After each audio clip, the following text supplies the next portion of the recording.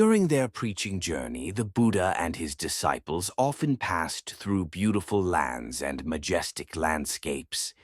But one day they stopped by a special lake, which taught them a very valuable lesson. The lake was clear and blue, but today it was a bit troubled.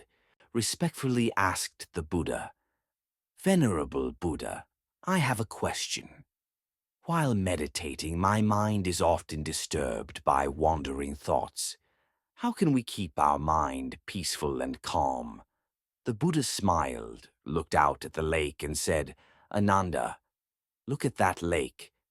It may help you find the answer." The Buddha pointed to the lake and said, "I am thirsty.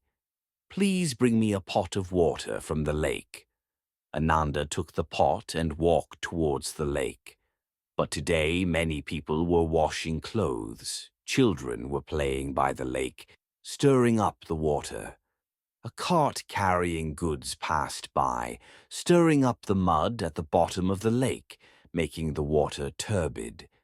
Ananda stood looking at the lake, looking disappointed and thinking to himself, "How can this turbid water be used? I must go back and tell the Buddha." Ananda turned to the Buddha, handed the empty pot, and said, "I am sorry, Lord Buddha. The water is so turbid I cannot take it back." The Buddha smiled, patted Ananda's head, and said, "It's okay. Wait a moment, then come back and get some water."